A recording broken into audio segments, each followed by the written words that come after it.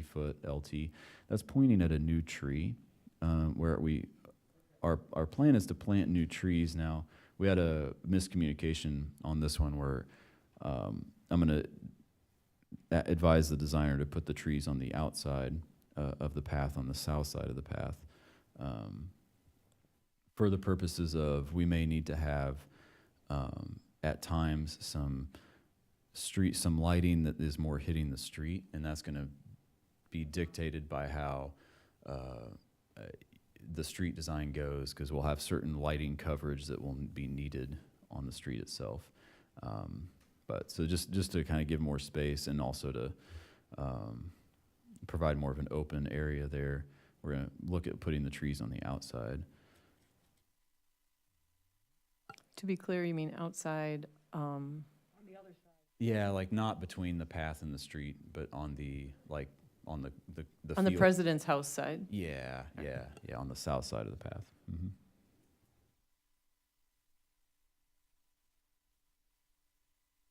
Okay. So it's going to do. It'll start to go maybe a little faster, unless somebody wants to slow me down here. It gets. As we keep going east on sheet 6 of the plans, we get to Orchard Street, and there's, west of Orchard Street, there's a prairie area that the U of I has really developed, and it's a great area. We're going to be coming along just the edge of it, so we're working with the U of I just to kind of adjust the edge of that prairie area, so we're not in conflict with it. We'll just need to, probably, I imagine we'll probably do some fencing during construction to make sure equipment doesn't get into that area.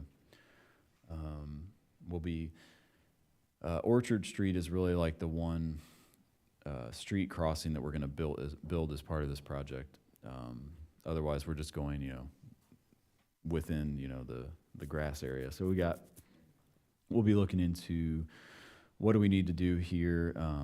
There's not currently pedestrian signals at this Orchard traffic signal. We will be doing, with the street project, we'll be, replacing these signals, and we weren't wanting to get quite into that, level with the path project itself. So we'll try to work with the DOT kind of on that, the sequencing of that stuff. And right now, you can only cross on one side of that. You can't cross on both sides of that street. So Mm-hmm. again, it's better just to wait until we get a good plan for Florida, for the street. Right.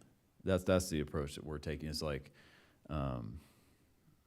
just trying to be able to, one, get this project out there on its own, but then be anticipating the future work that's coming. After you cross Orchard there, as you're heading east, you'll see the trail starts to kind of jog away from the road a little bit, and this is where we're anticipating an MTD bus turnout. So if you turn to, it's pretty well visible on sheet 7. This is going to incorporating what was in the corridor study of like a far side stop for the bus, like after an intersection rather than before an intersection, in the direction of travel. And so we'll have that turnout there. There'll be 2 of these turnouts in the project, one located here, and the other one's located west of Vine, adjacent to Blair Park there. And are you able to do that with this grant, or are we just sort of hoping that when we get the actual other Florida Avenue grant through, we'll do the bus bump outs?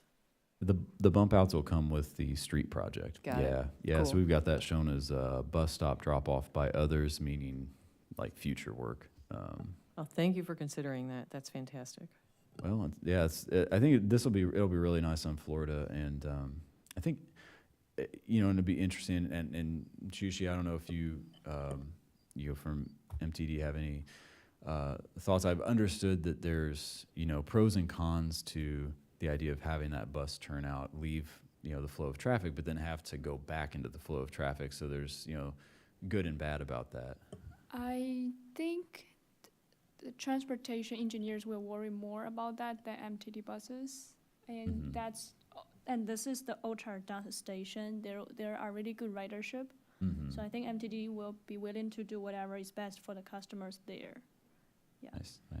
I do have a question. I Yeah. didn't really understand. Is that like a platform for the bus stops, or like the lanes are getting wider, so like bus can actually pull in like an island, then pull out into the traffic? Yeah, this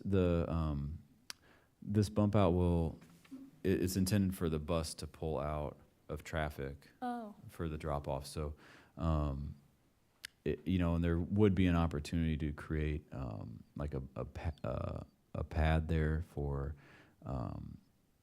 the transit riders. Some of those details aren't worked out yet, but yeah, the intention primarily is to get the bus out of traffic while it does the pickup drop off, and then Oh, it can get okay. back into Yeah, that's the nice. travel lane. Yep.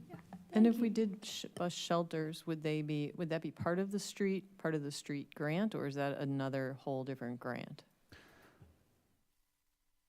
I forget if we included that in the raise grant or not. That would be the time to do it. Yeah, yeah. So just to confirm though, like the bump out that's going to be there for MTD drop off, Mhm. there will be a connection to the sidewalk, or the shared use path, right? I would say that detail hasn't been worked out yet. Yeah. Yep. But that's definitely worth a note right there. But that will really ease traffic flow for the cars, for the vehicles, right? Yeah, Not that, have to be stopped behind. right, and avoid the situation of then, cars trying to go around the bus and coming in conflict, because Mhm. without a center turn lane, there's not really space to do that Yeah, on the but it street. doesn't stop people from trying. That's right, that's right. And that is the right move, to put it after the stoplight? Okay.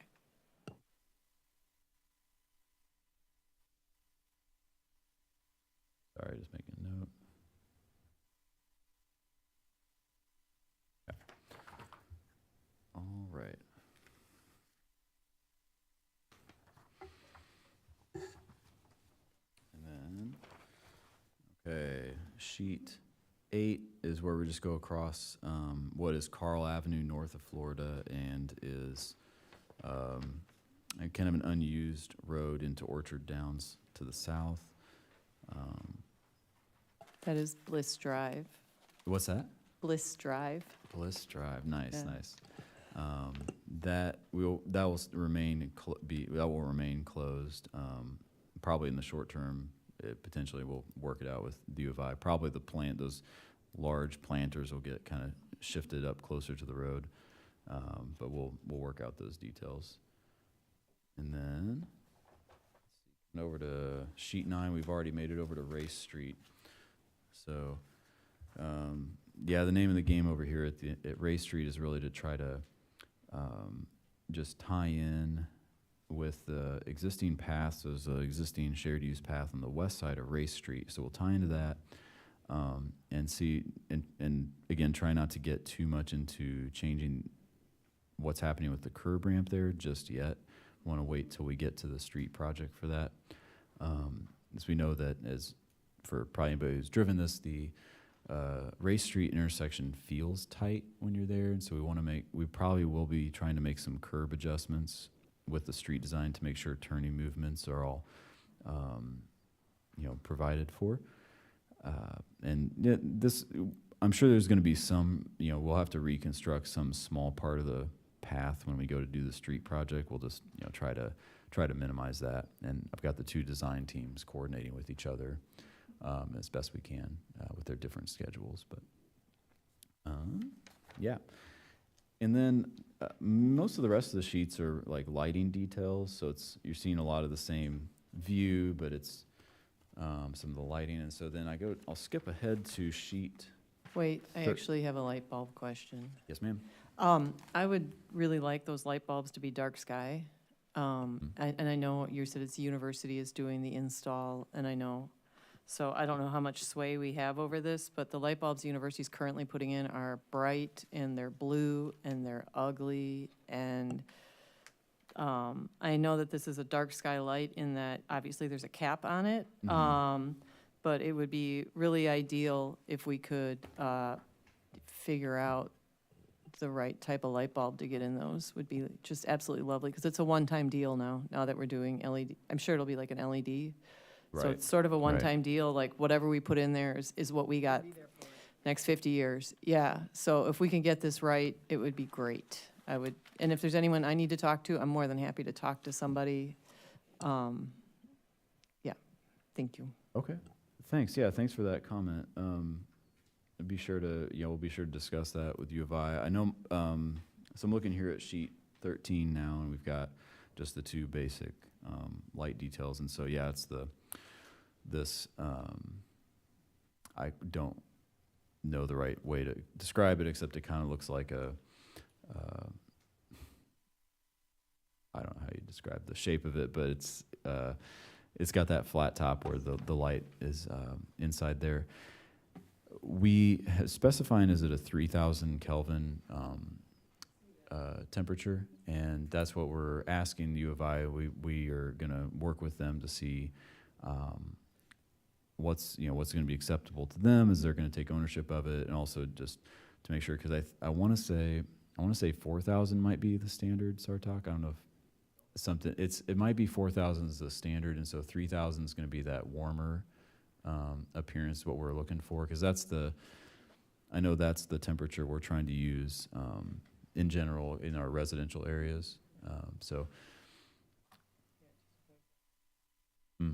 yeah. It avoids the Walmart parking lot feel. Sure. Okay. And I think one thing we might do, we'll work on some of the details, like what kind of foundation will we use for the lights. We show concrete here. We might use more of a screw type foundation, or just direct bury. We'll kind of work the economics on that one. Yeah, and then what follows after that are really just cross sections every 50 feet, which are pretty bare right now as the preliminary plans. Really more to help when somebody's building it. It's not as interesting for general consumption, but yeah. So those are those plans, I guess. John, on page 9. Yes, ma'am. With the Race Street intersection, does this reflect the design that's gone in for the RAISE grant and for signals, or is that geometry there, did that go in the RAISE grant, or? Whatever changes we're going to make at the race intersection, we're really not building that with this path, because we anticipate that, I anticipate probably the last 30 to 40 feet of the path we build might have to be rebuilt whenever we adjust the geometry there at the intersection. But it's just kind of the nature of us doing this a piece at a time, is we're going to have a little bit of that overlap. So this represents just kind of a dummy design? It's not actually going to be implemented at this next summer? No, this is what we will build. Oh, this will be built next summer like this? Right, it'll be built like this, but I anticipate the street may have a slightly adjusted geometry that we'll have to, So which corners have been sheared off? It looks to me like it's maybe the southwest and the northeast corners the curve has been relaxed there. The line work can be a little deceiving here, and I should have said this earlier, what normal convention would be lighter, maybe dashed line work indicates existing conditions, and then a darker, bold line style would indicate proposed. Really, nothing is changing on the northwest, northeast, or southeast quadrants. It's just the southwest quadrant where we're tying into with this path. So there's no changes shown to the curb in this set of plans. Okay, right here. just the southwest is being, yeah. Yeah. I just recently saw a bus have to pull way out into the, opposing lane to turn there. I know it's very tight for buses. Yeah. What direction were they going? Were they going north? They were north going to west? south. They were going south. Yeah. Okay. Mm-hmm. Yeah, and that's definitely Well, I mean, they were making a turn. Yeah. You Making their- understand that, heading east and making a turn Yep. south. Yep. That makes sense. No, that's definitely, the bus movement's definitely a big part of what we'll look at there. And will you keep the current little funny buttons that are there and? Mhm. Yes, yes, we won't jump into that because that can start to cascade. Yeah, it's like once you start touching things, it kind of is like, oh, touch that, you know. So, it kind of what I've understood from the federal and the state kind of requirements and guidelines for improving sidewalks and things like that is you can work up to an intersection, and if you're not like to a corner of the intersection, and if you're not repaving the street, you don't have to go touch the other corners, you know, but then as you do things, if like you're repaving the street, you got to make all corners compliant, you know, and so it just can have a trigger effect of different things. Yeah. And you know, while we're still on the topic, if there was anybody in the audience who wanted to like ask some questions or provide input, you're welcome to come up to the mic.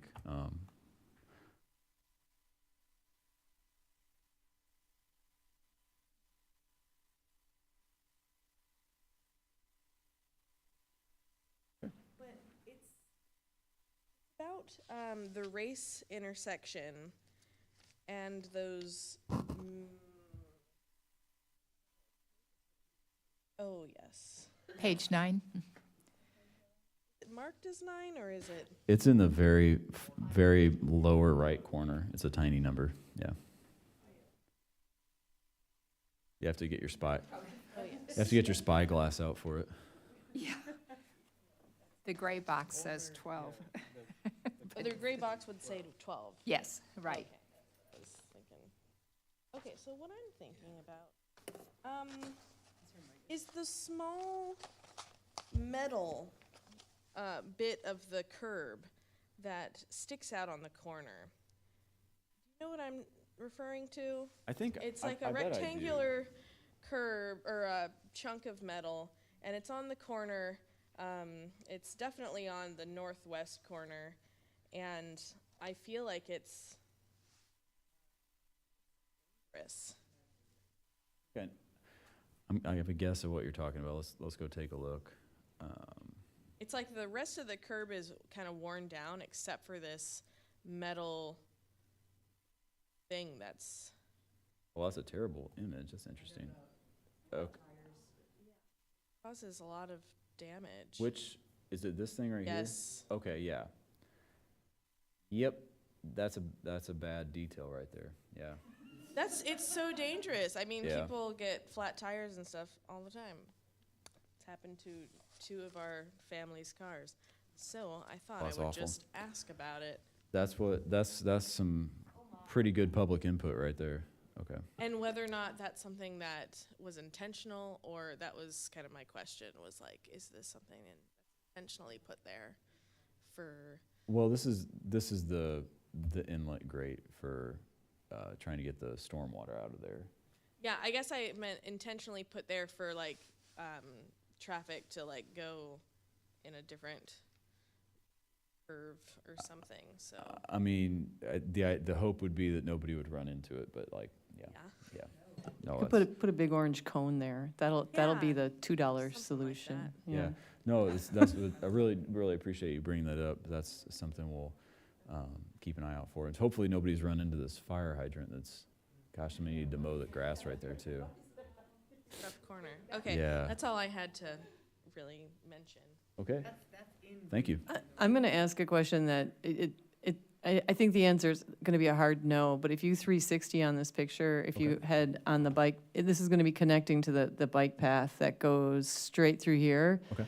That bike path is not doing so good. There's really big divots and holes in it. People are going to complain about it once we have the beautiful 8 or 10-foot side path on the other side. So I don't know who owns this property. It's always been up for dispute, whether it's the city or the universities. But if someone could just fill in the giant potholes, it would be really help folks out. I'm kind of surprised that it's just getting worse, but Okay. they're really big. Okay. I'll bring that back. I have this impression that it's maintained by the city, but I guess I can't swear to it. Yeah, I Yeah. think this is city DOR. This sidewalk is cities, yeah. That's what I wanted to say too. Okay. Make that noted, and we'll take a look at it. I've asked about it quite a few times, but Okay. the holes are really, really bad at this point. So if we could just Okay. sort of, next time they have the pavement filler out, they could just somehow, maybe. Got it.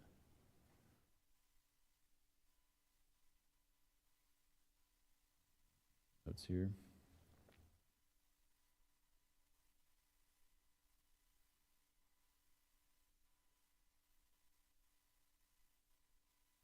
And to be specific, it's past where where Bliss Drive meets up with Race. It's that area. Okay. It's Past that like, area past there. Yeah, if you past like south of. yeah, if you just go past, like, Okay, like yeah, it's down right, here. it's right in there. Yeah, Okay. that whole, it'll be so obvious. Okay. Yeah.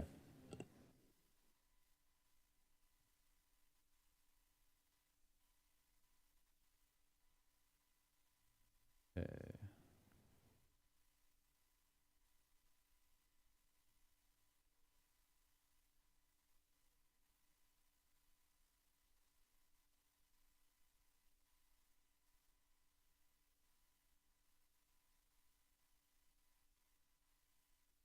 Okay. Great. Well, anything else? That's a good image to compare to this design here, that Oh, sure. Race Street image, yeah. All right. This is really exciting. I saw the pink flags go up, so it looks like on this street. So I'm just really excited for this. This is going to be, it's really going to open up transportation. People are going to be able to move down this street in a really different way. So thank you. Appreciate everyone's work on this. Oh, thanks. All right. Okay. Let's see. What I could do, I guess. Move on to just kind of general updates of transportation capital projects. Can see if this map will work for me or not. Hey, all right. So, kind of speak to this map.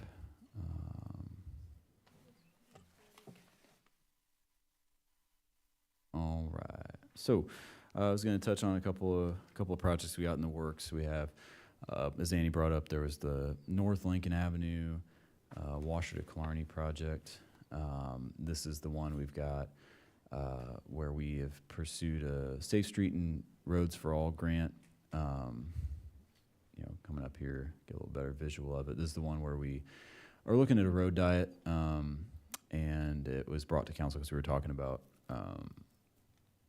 appropriating some of our MFT funds for the demonstration aspect of the grant of demonstrating the road diet. And so that one's in the works, and we've got design underway, looking like, road diet demonstration probably in the fall, maybe as early as the spring, but probably in the fall of next year. And so we'll just be working through with the federal funds as we're kind of working through. We've got to get both the federal highways and IDOT to be to approve the demonstration before we go and do it. I had kind of joked that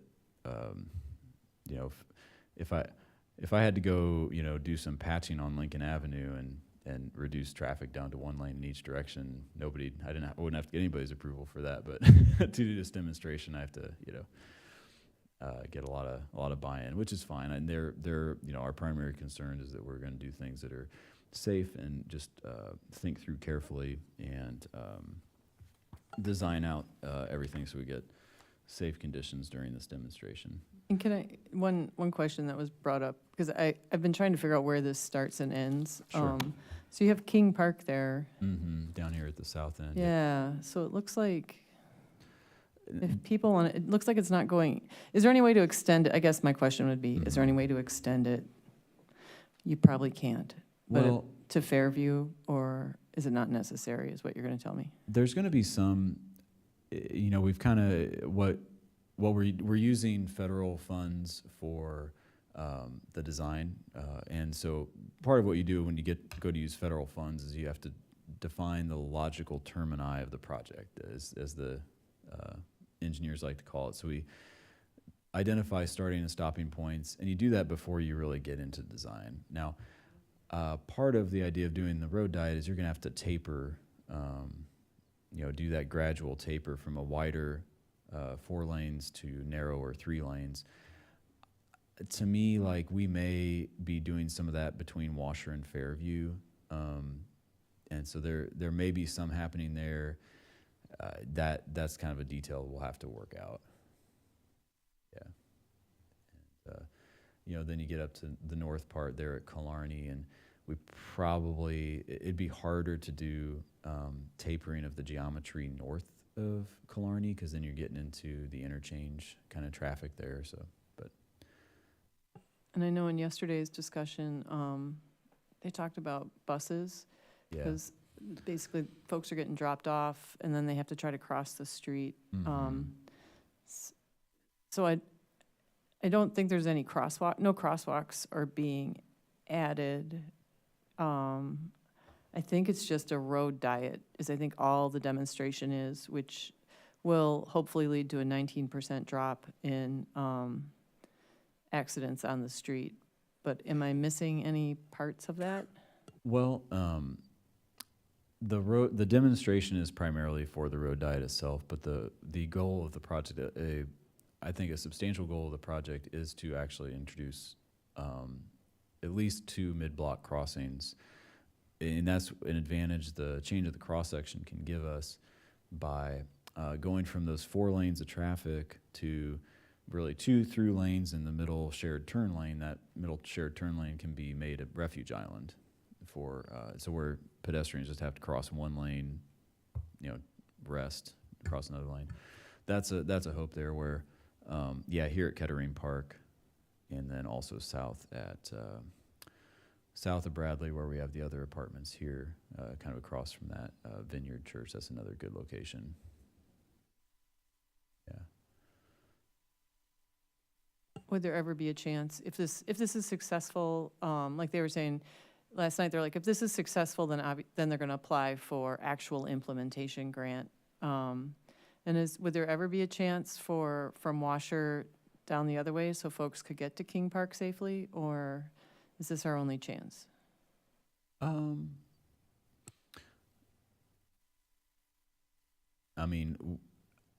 think once we change unless it were to be going like to where we one day reduce the lanes farther south, because what you're looking at is, zoom back on Lincoln altogether, you've got where we're going to have, a 3-lane section going down from Green Street south, and then we'd have it north of University a little bit. There'd be this stretch here that wouldn't have it now. I wouldn't say never, but this is our probably in the foreseeable future. This is the change we'll be making to Lincoln, at least in the next 5 to 10 years, I'd expect. Because there could be some nice connectivity between Crystal Lake to King Park. Mm-hmm. This idea of like connecting your parks. There's I see a bike lane there. Yeah, and like I said, there was the hope for maybe 2 to 3 mid-block crossings, and I think the other opportunity could be down at this end because of the neighborhood connectivity, especially to the school. So that's a thought that we had as well. We have to be cognizant of not spacing them too close together, but we'll want to check that out. Yeah, anything that lets people feel comfortable crossing a street to go to a park, I am all for. Like they did on Windsor. It's not fantastic, all the blinking lights. We can do better on Windsor, but at least it's something, Yeah. Cool. So that's that one, and zooming away from this project, and there's, like I said, the Florida Avenue street project that goes from really the Champaign boundary over to now I need to do some more filtering.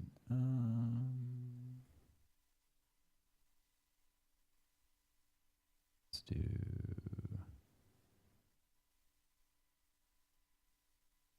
Okay, yeah, this will help. And this website is pretty much available to the public, isn't it, John? It is. Yep. Layers. That's still on. Well, but now this is not doing what I wanted to. But anyway, because it shows this like future project. Oh, it's the crack and joint ceiling. Okay. So let's do.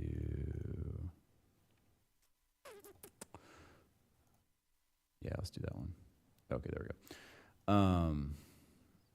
Yeah, so that shows there's our shared use path that we were just talking about, and then the street project as well.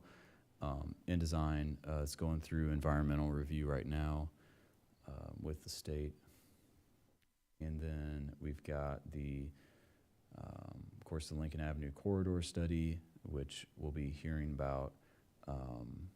We'll be getting the presentation from RPC to council. I want to say it's November 12th. It's at like second Monday night in November. Oh, it's going to be the 12th because the 11th is Veterans Day, so it'll be Tuesday the 12th that RPC will be bringing that to council to summarize the corridor study there. Let's see. November 12th. Oh, November 12th. And then, of course, we have the Baker's Lane shared use path, which has a straighter alignment than what's shown here now. We've kind of simplified that. I'm expecting I'll probably bring that to BPAC in December, most likely. I think we're ready for that because we've got the same design team working on that as well, and they've got the Florida one going first, and then Baker's is lagging by a couple months, so they can catch a breath. Yeah, making progress on that one. What is the crossing for people on Baker's Lane to get over to the Kickapoo Rail Trail? Oh, sure. Well, our plan right now is to design a mid-block crossing at this location just to get it across the street, and then we'll coordinate with the Forest Preserve District to pick that up with their connection that they're designing there at the same time. So it's pretty much a direct, it looks like you're pointing at sort of a direct connection then. Yes, because they'll have their connection coming up through these properties here to the old rail alignment. So yeah, it'll be a pretty direct connection. Yep.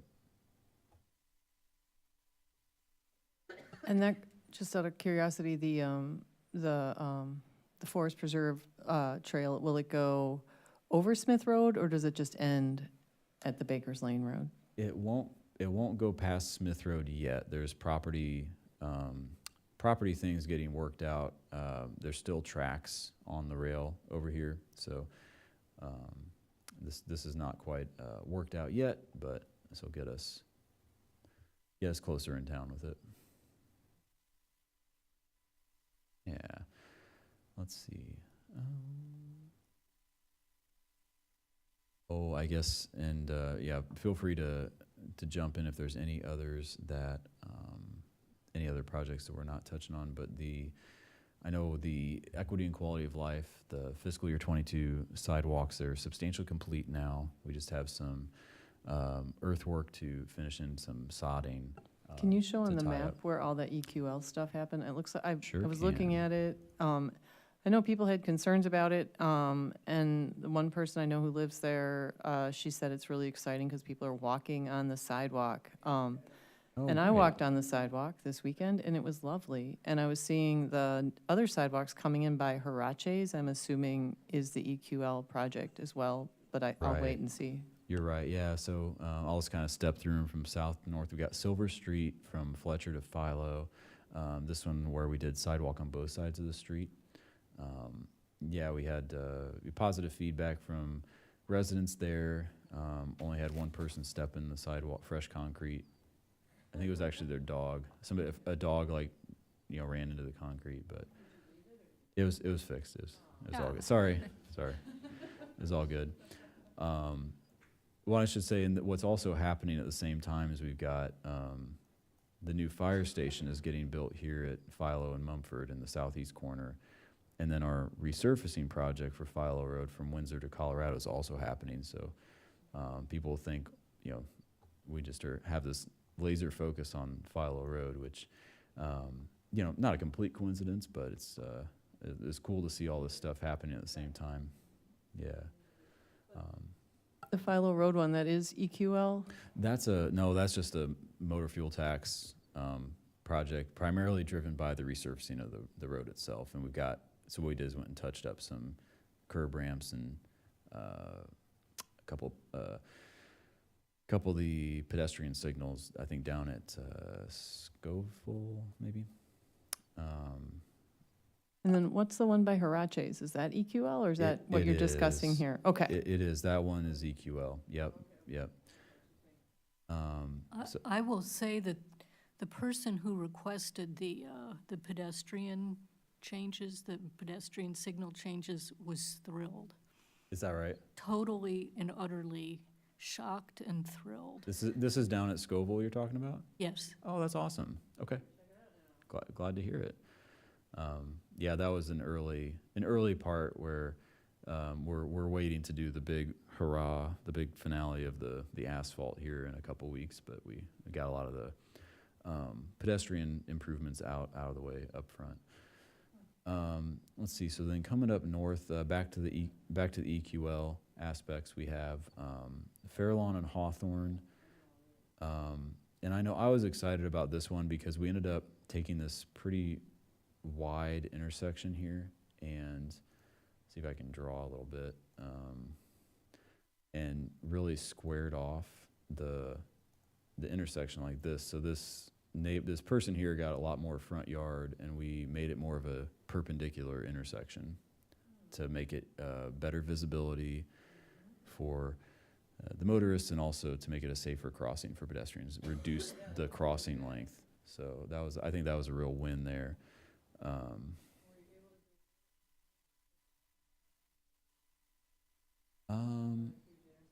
Oh, well, I feel like it is really big, and I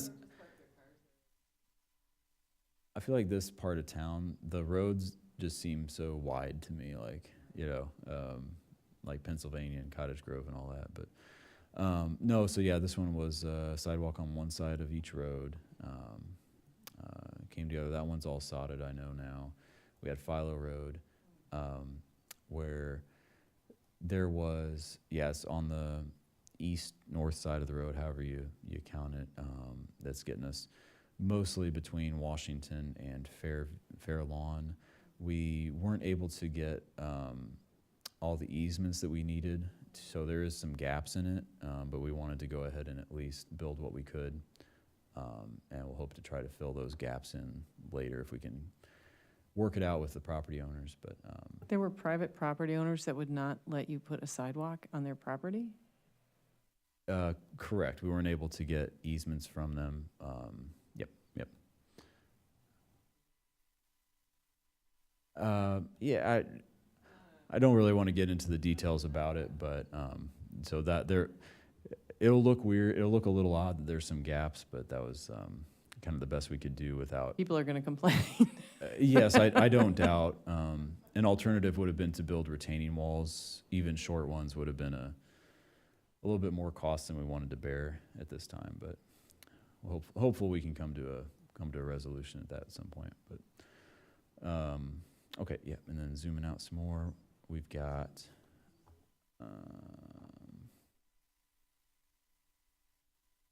okay, the new shared use path constructed here from kind of the extension of Church Street that's connecting up with this development here. This is the retreat, is that right? Yeah, thanks. And so we've got new shared use path going up, connecting with this stub that was built with the development. Connect up with Harvey and Church there. Will that be a public road, or Yes, this is within a public,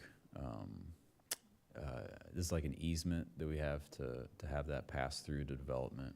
Yes. I know Retreat currently is like a gated community, and the Lincoln Church, the intersection is kind of their main entrance. Mm-hmm. So maybe they will need a second gate for the north part. Oh, okay, okay.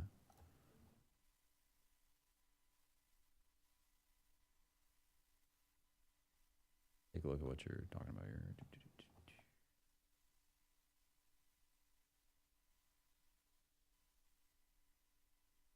Yeah, I think this is the pathway that runs through here. I have to get kind of up to speed on the details about the easement. But we do have, at least that part was kind of built out with the idea of having it connected eventually down that way. Yeah, yeah. I won't disagree. There's some interesting, like, public-private ownership stuff that happens in here that I think is maybe not as clean cut as it could be, but it wouldn't be the only place in the city where that happens. But yeah.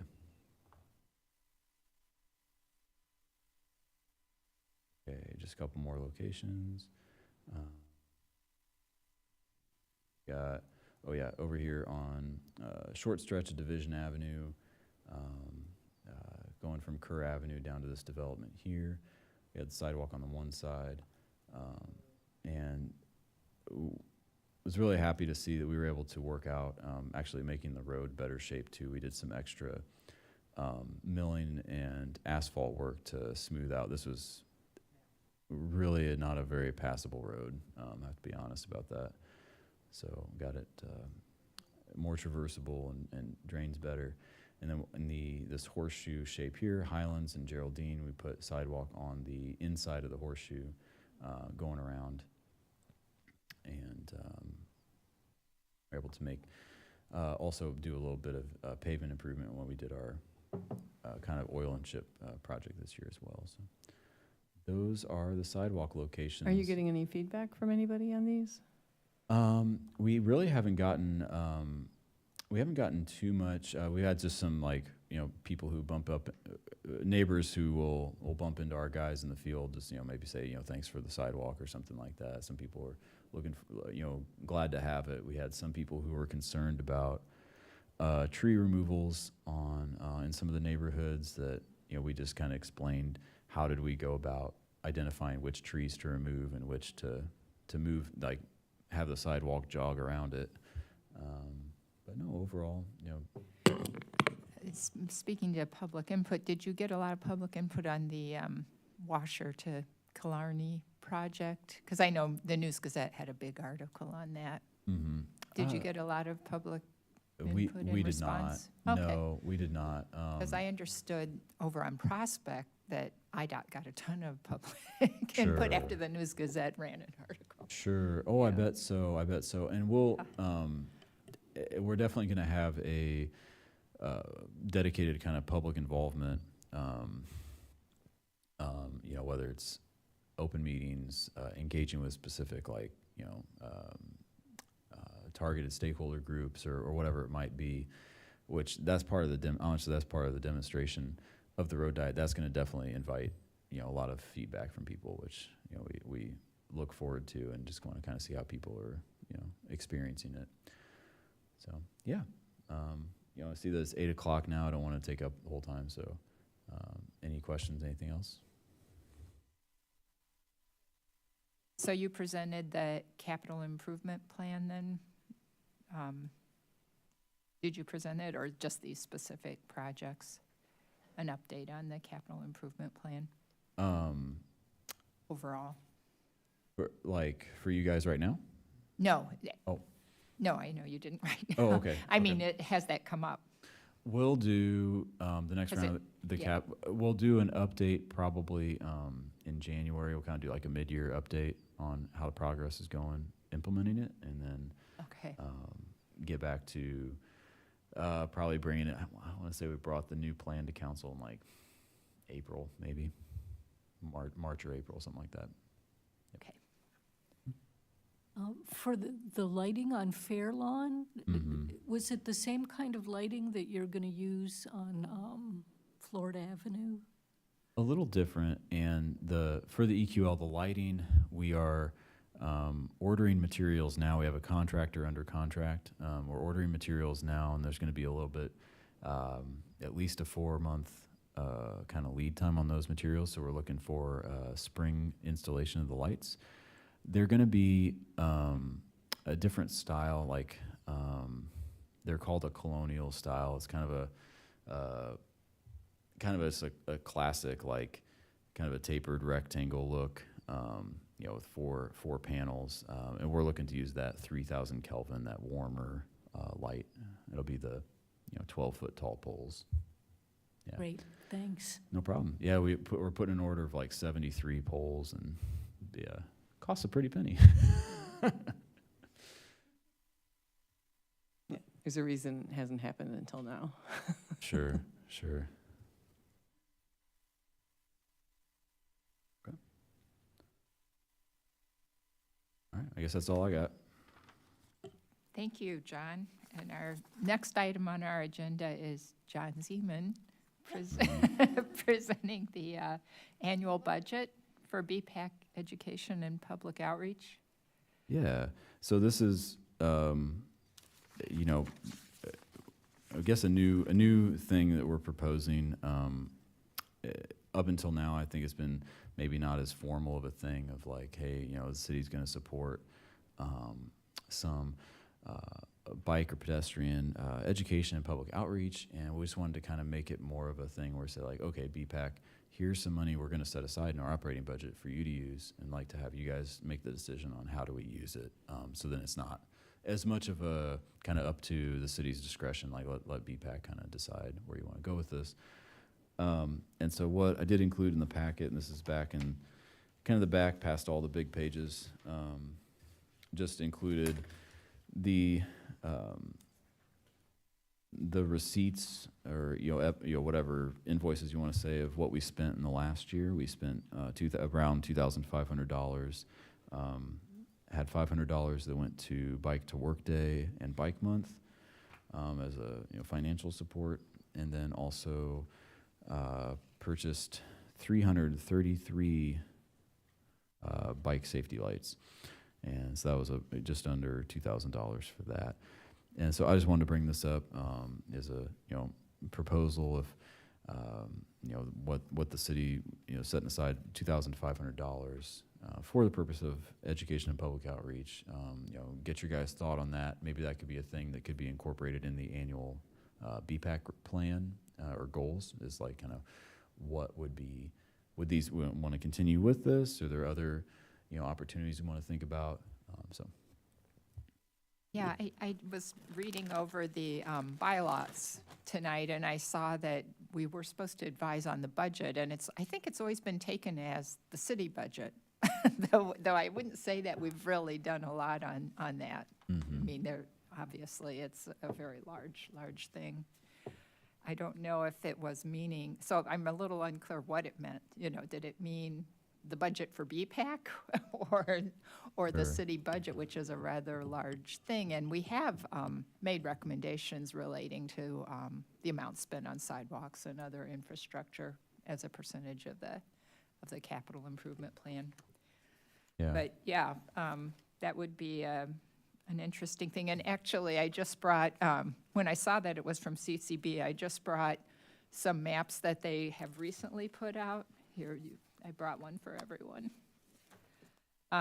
You can have one too, John. For you to work on your bike training. And they are seeking funding for this map production for the printed maps. And I don't know the ins and outs of that, but that's just an example of an outreach material that I have not myself looked at, actually. I know we've often talked about tabling, like tabling at the farmer's market. I know that CCB is at the farmer's market, but we never formally, the city of Urbana is never officially at the market in the capacity of BPAC. I know we've talked about doing something like that. Yes, bike education is something we've talked about being more formally involved with. I know many of us are involved individually, but identified as BPAC and doing an outreach. Again, how would we make that worthwhile, you know? Other than alerting people to the existence of BPAC is worthwhile because if they have issues, they know they can bring it somewhere instead of just grousing outside. I mean, and then there's bike parking, there's bike education, there's getting around the city, there's promoting the fact that we're a gold level city, there is transit, there is pedestrian infrastructure. It's you know, basically talking, in the same way that the arts and culture grants is very forward in who they are and how they promote themselves. BPAC has never, we've just never really have any funding to do anything like that. Well, and I would say actually we had been more concentrating on the website design and had done a lot of work on that about 3 years ago maybe, but it was never implemented. I'm not sure if there is a possibility of that being implemented. Oh, okay, okay. And I wasn't aware of what you guys were working on. Was that, because I know the city's been working towards a new website for a while now. Was that a dedicated, like, bike page of some kind, or BPAC page in particular? We rewrote and re-edited the pages. Mm-hmm. And we still have that information, and I'm sure it's still exactly relevant, but I do know the city's getting a new website. So I kind of figured we could either wait until the city got the new website and then give feedback on it, or we can share with the city the work we did before. Yeah, I'd say definitely share it. I know the plan is to go live, I want to say in like December with the new website. So we're getting pretty close with it. And it's part of the strategy to have it more scaled down, like basic, kind of website, not as many pages as we have today. But yeah, for sure, let's not lose what you guys worked on there. Should I send it to you or somebody else? Send it to Carmen. Carmen? Okay. Yeah. Was it not shared with staff at the city that was present at the time? And maybe, We worked with Lily and Mhm. other people, but Yeah. I it's easy. I have a folder. I will just forward the folder of information. It's simple. Yeah. Okay. Thanks. So let's see, as far as this annual budget, I guess, does that sound like something that we could work with, having, is starting, test it out, started with $2,500, and I would say, maybe it's, we'll be, the next two items of business may kind of illuminate this as well, but as we get into this kind of annual cycle of annual report and goals for the next year, that may be a good time to have like goals with,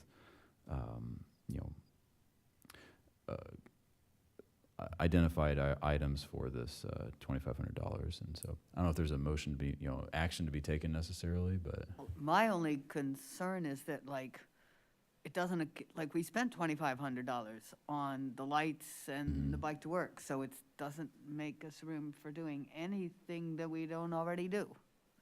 that's right, yeah. The only thing Mhm. would be to somehow brand that this Okay, was brought okay. to you by BPAC Well- in some way, for BPAC to get involved. It Yeah, seems and- like unless we're going to Yeah, pull okay. back on that, well, or you could, you could Yeah. make the decision, like an option could be, instead of $2,000 going just to the light the night, it could be like a different amount $1,500 or something, and then you have $500 more for something else. You know, there could be, Oh, okay, no, I was wondering Well, about that. I do but that- think the opportunity would be there to take some ownership for Right. BPAC to Right, no, man a yeah, station, I like for that. example. Yeah. And have name tags or signs or something. We have mentioned that before, that we need some way to To be maybe present in the yeah. community. Yeah, Yeah. no, okay, that makes sense. Yeah, or you have like you're getting, like another thing that folks sometimes do is like a getting started kit. So we could get MTD maps, we could get the bike maps, we can get lights, we can do, and it would just be the getting started kit, and it would be a great way to promote BPAC and you know, what the city has to offer. So those kids went very fast during the Night of the Lights. Yeah, they are very popular. Oh, did they get used up? Yeah. Oh, Yeah, how many were given away? Wait, or were you going to announce that? I don't know. Okay. Well, I'm just excited to know that BPAC has a budget. I guess I was sort of totally unaware of this, so well, it's this is great. good. No, and I mean, I don't think it's really been a thing. We're kind of, it was at the administrative level of thinking like, look, let's, you know, kind of look at where we've got items where we're having discretionary spending and stuff like, well, this would be better, the decisions made by the commission, you know, and so don't go bragging too much. I don't know, every commission has like money set aside, but. Right. That is doing good stuff and people can associate, like we're not taking more, you know? So it's. Yeah, okay. Thanks.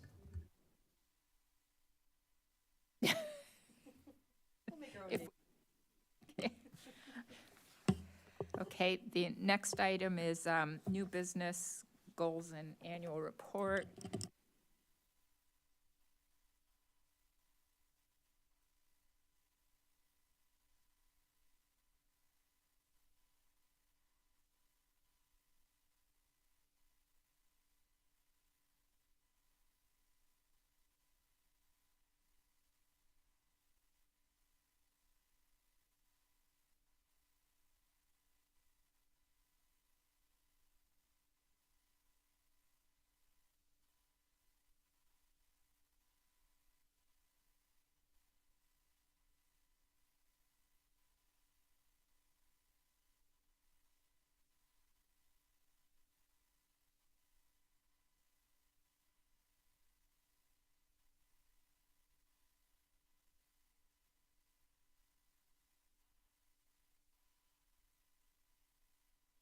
Whoops. Okay. We'll go to,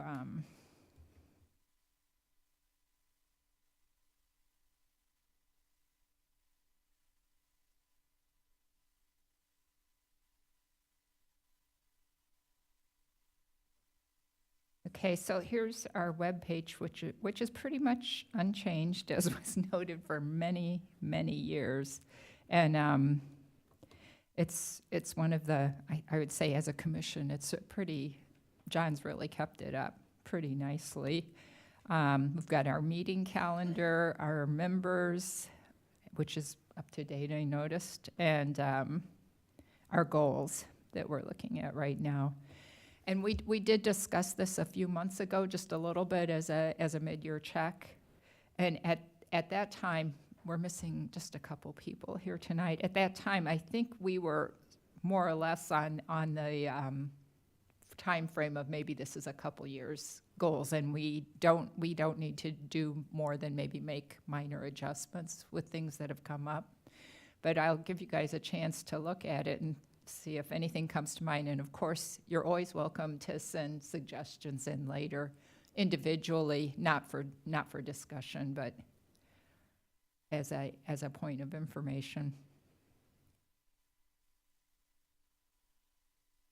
So I think we've been working in maybe a roundabout way. I mean, we haven't gone directly to try and get these speeds reduced, but we are we are certainly working at the edges like East Main and other places that are higher. But what we're really interested in is extending and we did have a couple meetings where we focused on the benefits of extending the 25-mile-per-hour university speed zone to at least the residential areas and core business areas. And it's more the strategy of, this gets back to outreach. How do we obtain the political will to do this, I think is really the question. We know it's technically possible. We have many, many examples, especially the city of Crystal Lake comes to mind, that because they're so comparable to Urbana, and they just did it. So I know one issue was finding funding for the studies. So again, we've been working towards that goal, working on finding a grant opportunity that could do a study to get that speed zone implemented. So I think part of the annual report would be to explain what is the strategy for this goal, what the strategy has been,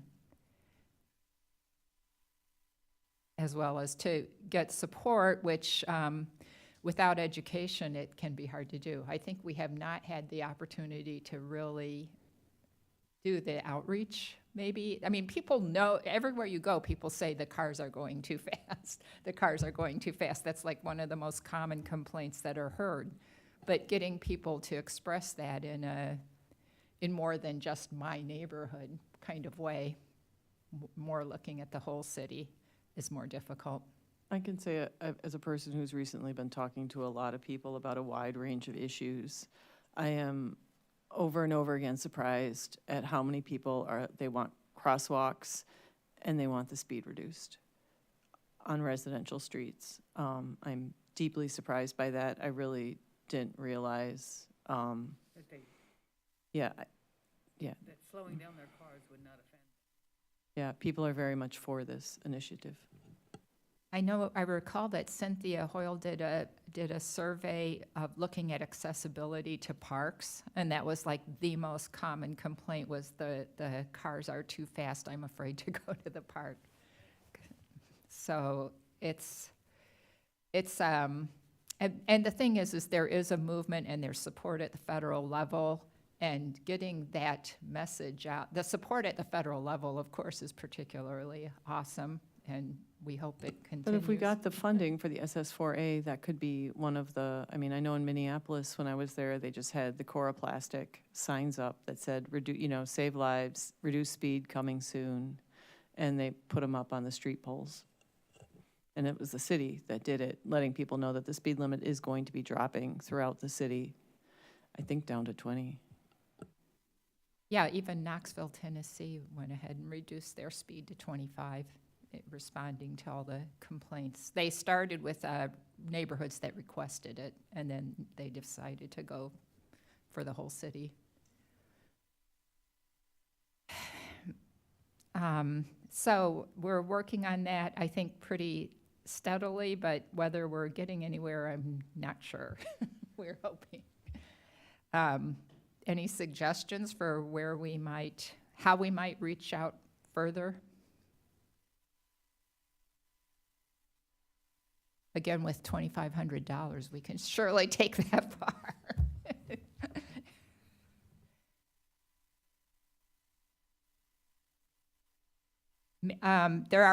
There's wonderful talks and flyers available now, as this has really become a national movement. There's really great things that you look at that and say, how could anybody not see it when they see this? But that just finding the venues to pass those out. I mean, maybe the farmer's market or other tabling events.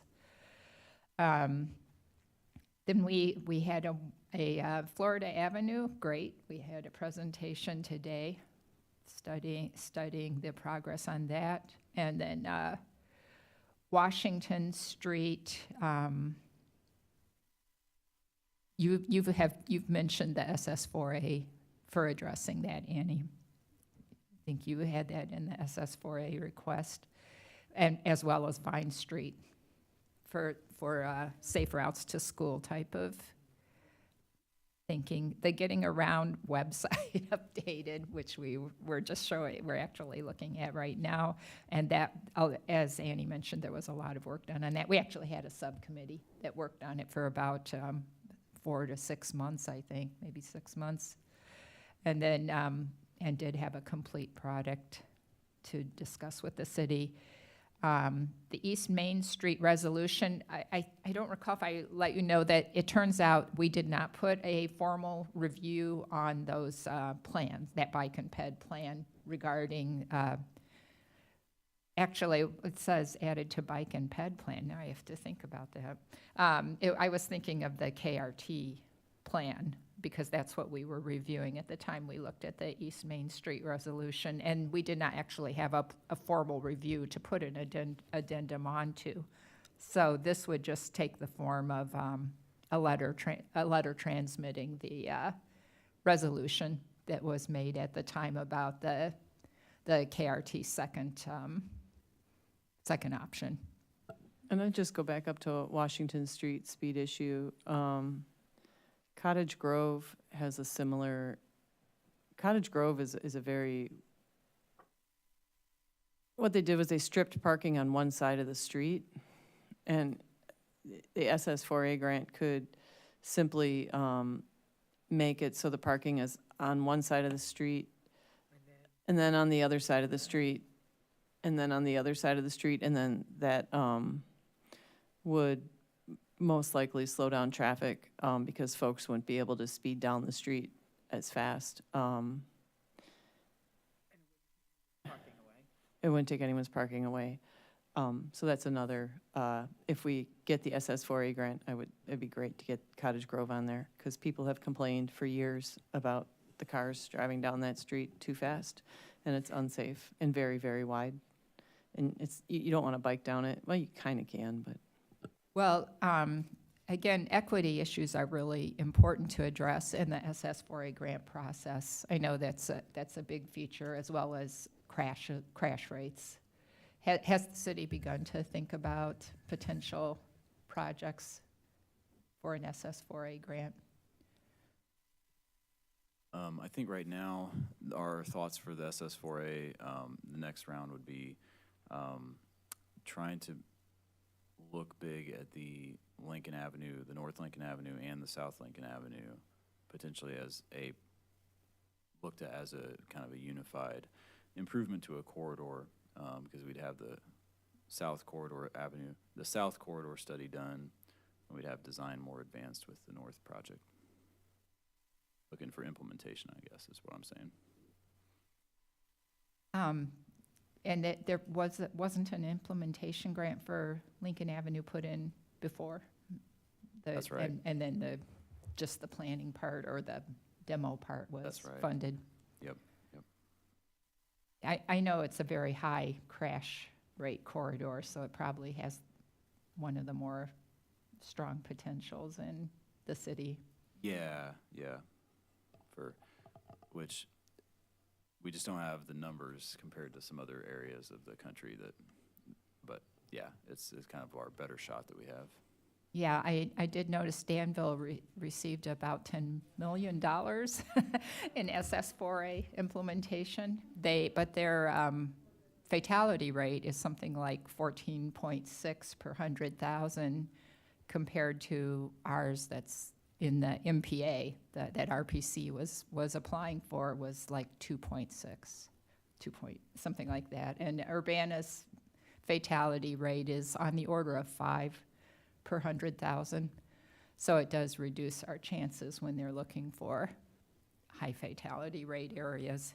But equity is a really big part of it too. But again, that's completely something you don't get to talk your way out of. They have the database that you have to use, and it may or may not capture the truth of what's happening on the ground. I think that's what makes that really difficult. So I would hope that when you put in for an implementation grant, you could include, at least as the guidelines were this year, they really wanted to give you something. So if you put in for planning and studies, traffic calming and so on, they were apt to also fund that at least, even if the implementation itself was no-go.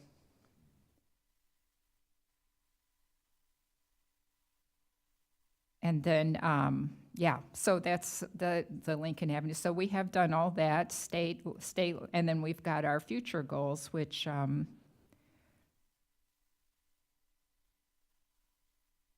wayfinding, that's something that is probably not on, it should be on the agenda, because we've got a report that hasn't been implemented at all, as far as I know. Is there any activity with that wayfinding report? No, there's not right now. Yeah, so that has not even come up as a topic, so that's something that BPAC could get behind, is to urge implementation of that if the benefits seem to justify it. The SS4A grant, of course, and then the meander, the Urbana Meander Trail. Annie's working very hard on that. And so this leads right in then to our long-range I hope you guys can make it to the Thursday presentation.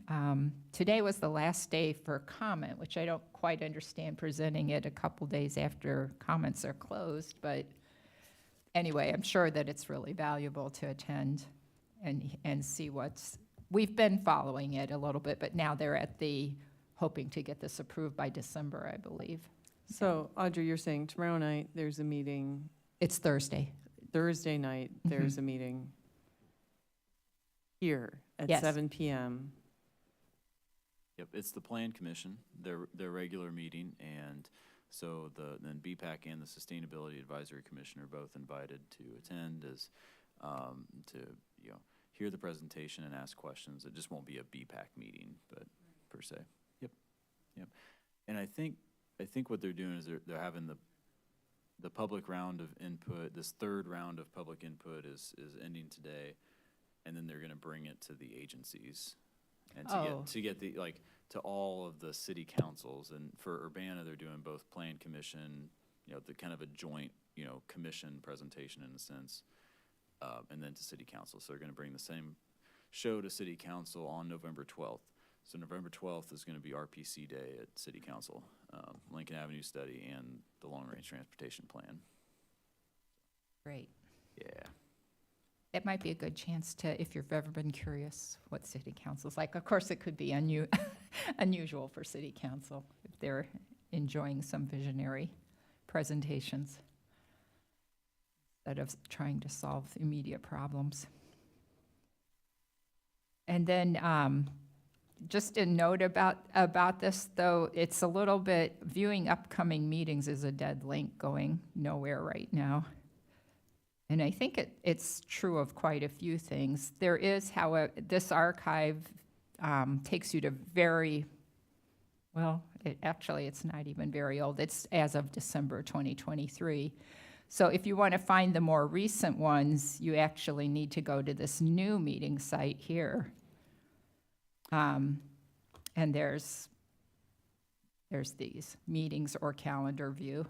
You can look at it like that, or you can look at it like that, and each one has their packets posted.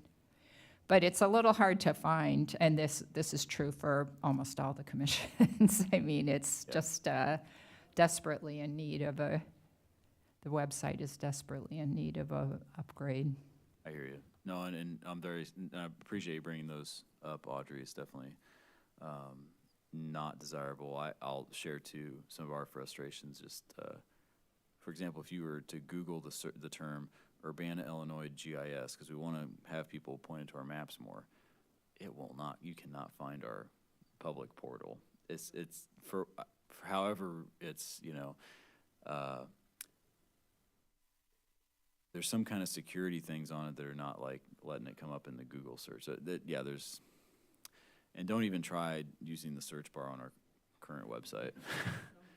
Don't even try. But no, definitely looking forward to a better user-friendly website. in the near Do you have any future. idea the last time this website was updated?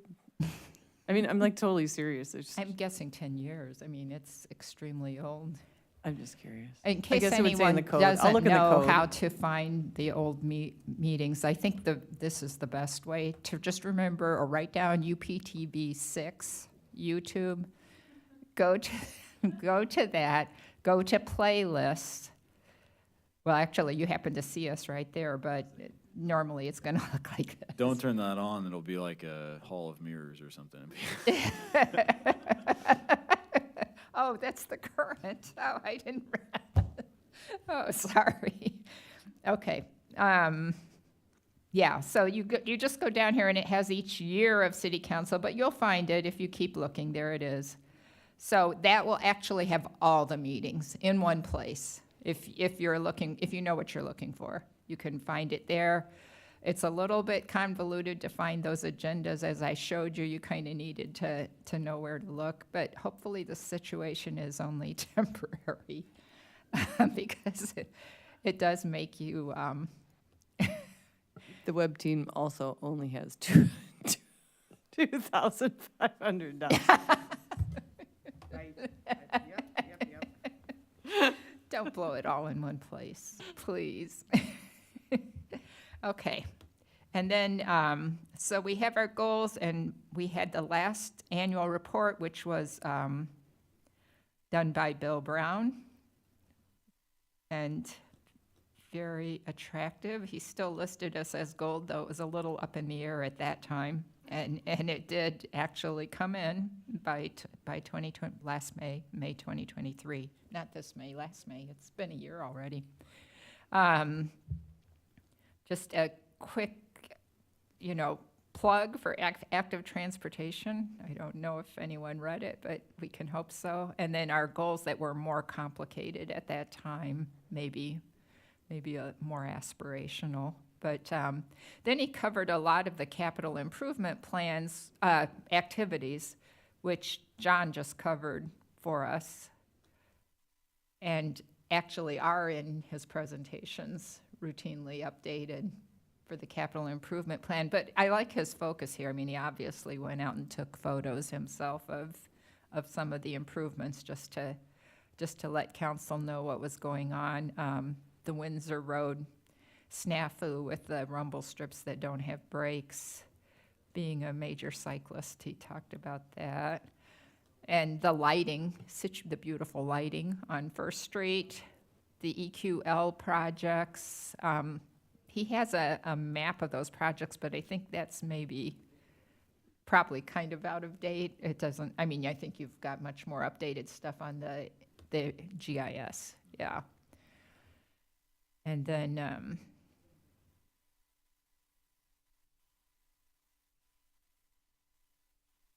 Vision Zero, the crash dashboard, which right now is definitely worth taking a look at. I was looking at it more, and some features aren't immediately obvious, but for example, we see in 2023, Urbana had 0 fatalities, which is wonderful. We did have 29 severe injuries. So of course, that's really bad. But you can also, if you click on that thing, it will reduce the map down to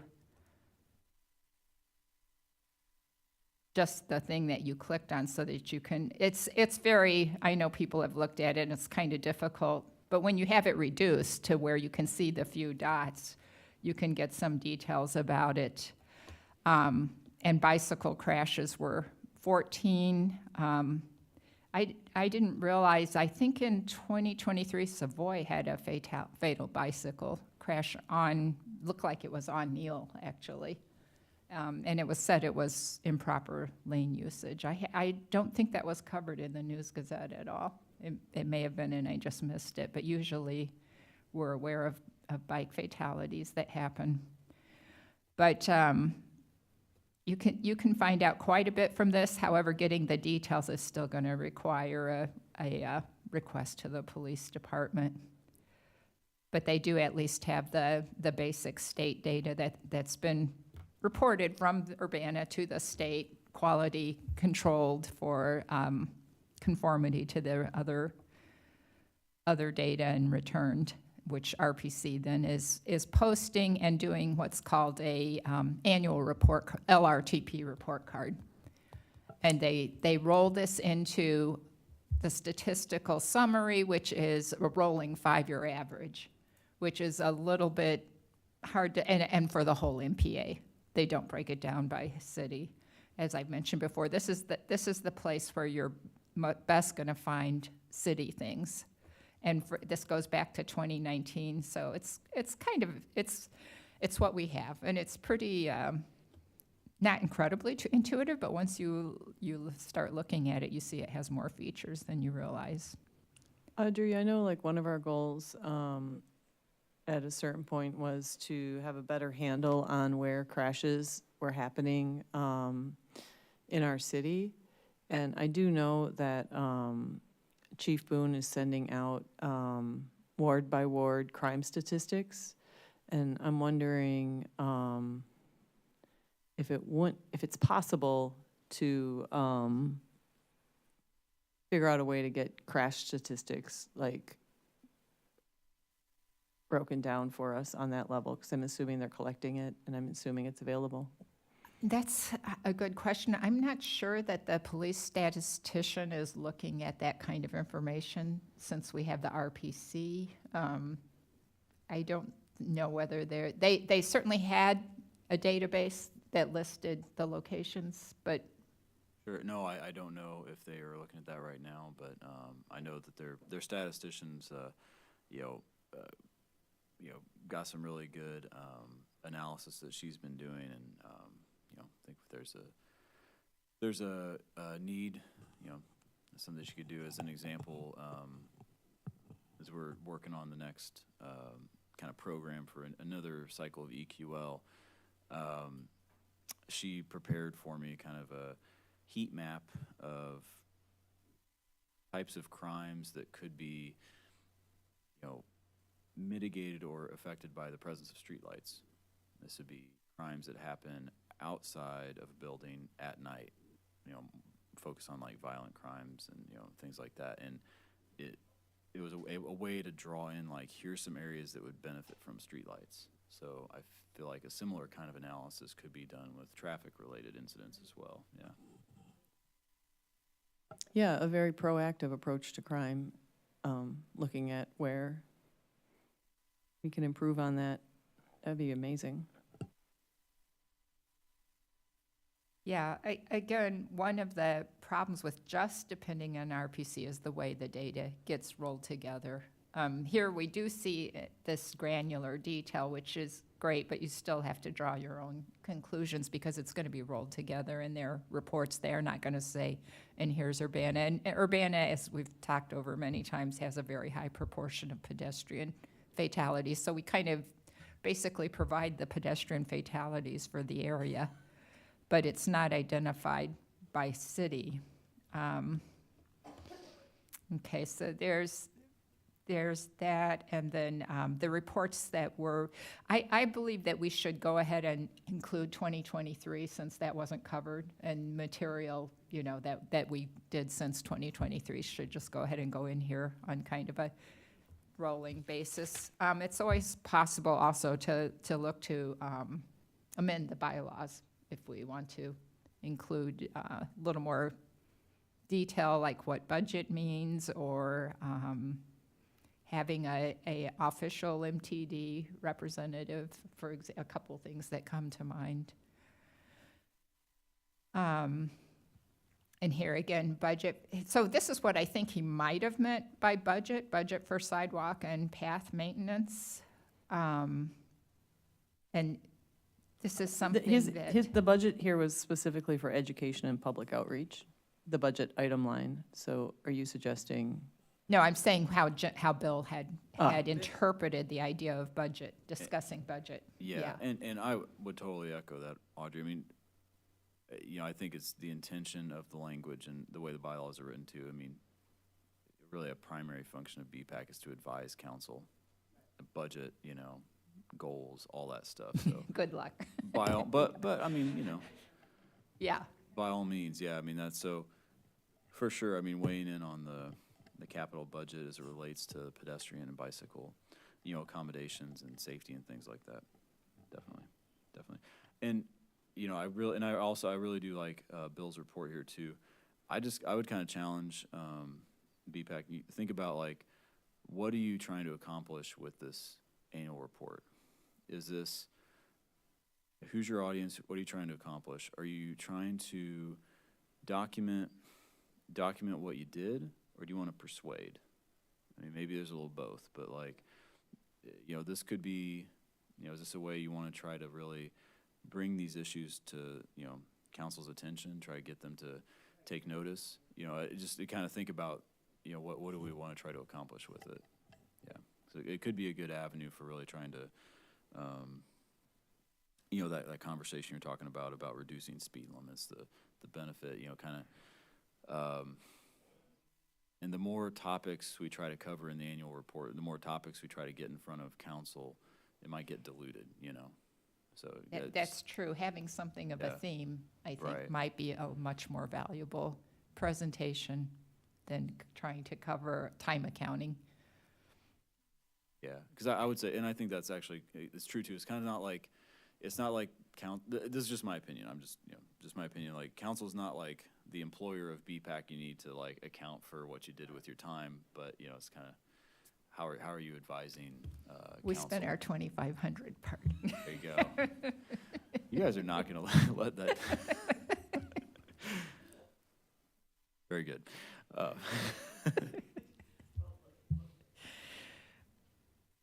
Yeah, that's really, really sage advice. If I can borrow a word from Annie. No, it's.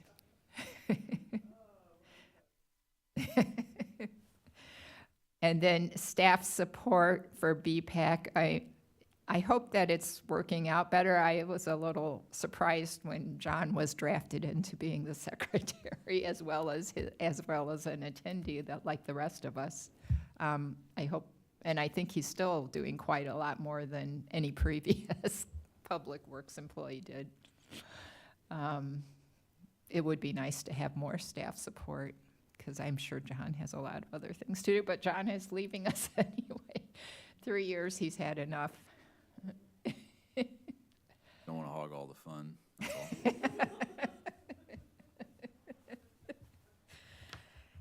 John, you've been just incredible leader of BPAC, and I have to say, you really have been a leader as well as the secretary. It's been quite an amazing performance. Well, thanks. Don't get sentimental, because Carmen has the same childcare issues that I have at times, so I'm sure we'll be covering for each other at times. But Well, I mean, you left us so functional that we were able to keep going, which is kind of amazing. I'm just not sure we had that before. I'm glad the child care issues weren't a reference to actually BPAC, but actual children. That was appreciated. Maybe that's where he learned his skills.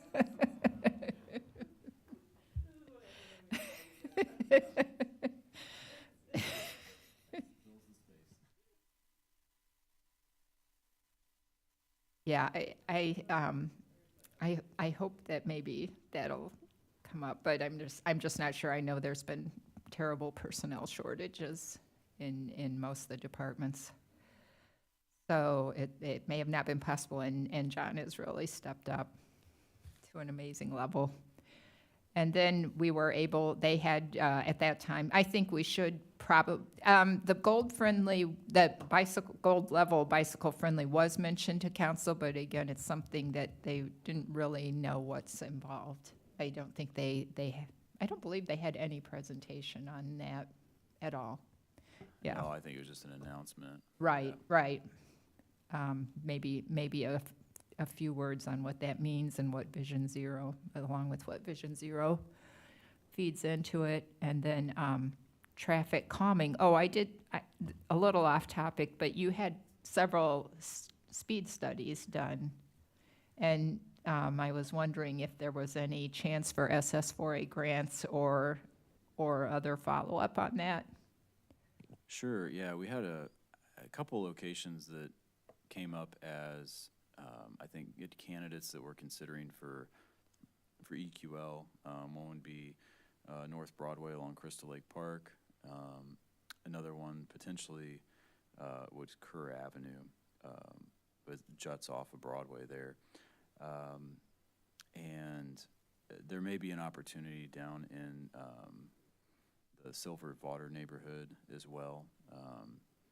But and this, again, my opinion is that some of these traffic calming measures, as we're going through this SS4A demonstration grant, at least the way this federal grant is written, is just like way too much administrative cost for what the cost of these traffic calming measures would be, generally speaking, unless it was like a larger, endeavor. But those are kind of the low hanging ones, because there was some areas that did not show statistically significant speeding that we studied, and some did. In the works still.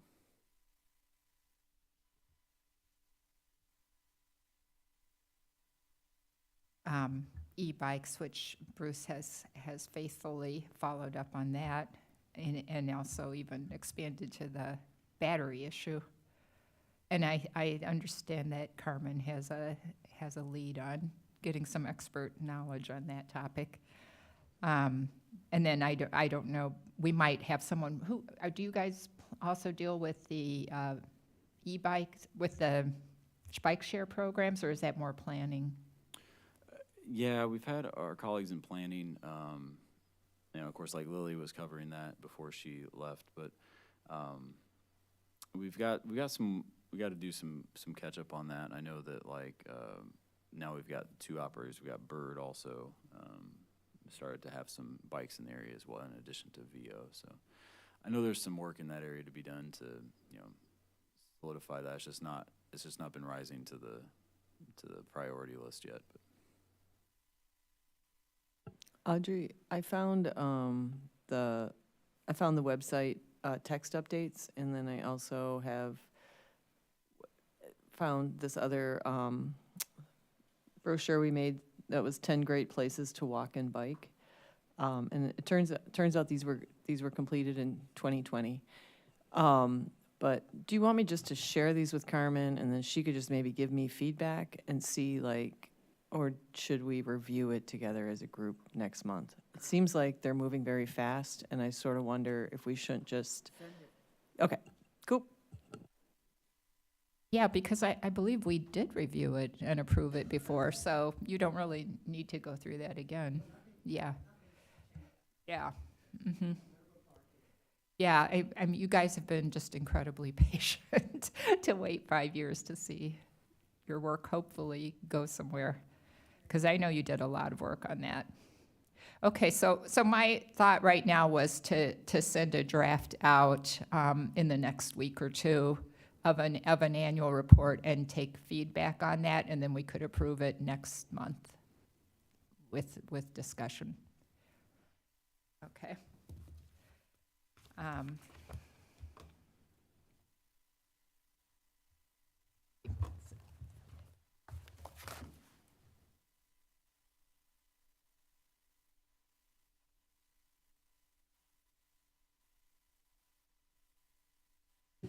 Okay, the next item is announcements. Okay, so round 2. For campus bike plan, we've got public input. We're still accepting public input for the campus bike plan.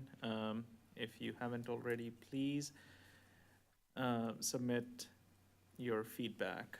The website to go to is go.fs.illinois.edu/bikeplanpublicinput.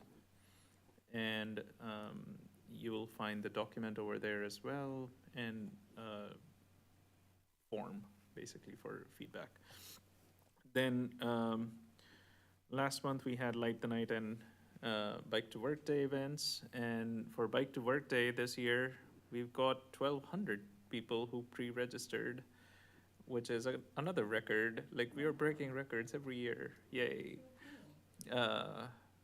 And for Light the Night, we gave out about 800 light sets on September 19th.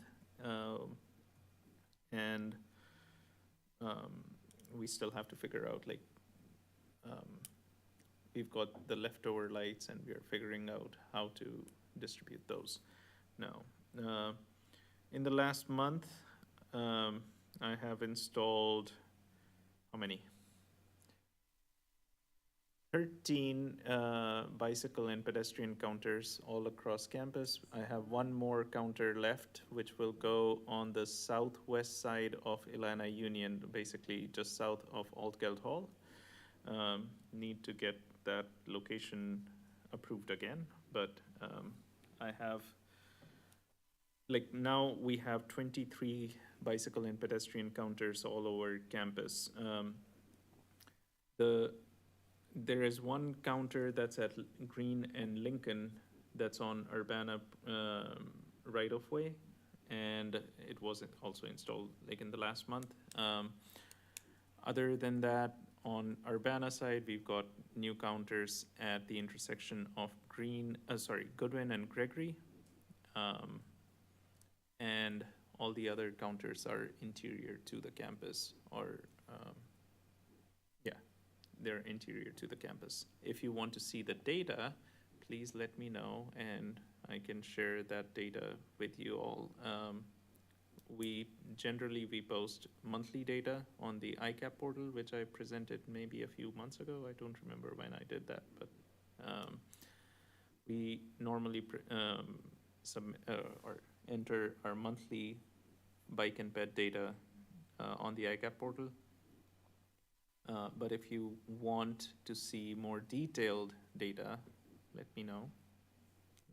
Get you access. And this data is super valuable for grant opportunities. Mhm. Yes, for grant opportunities. Okay. DA Franks, Involve the traffic commission, I believe, unless, again, kind of our hope is that actually that Charlie identified as being inaccurate or missing an ordinance, kind of validating all that, and then working through the suggestions, requests that he had.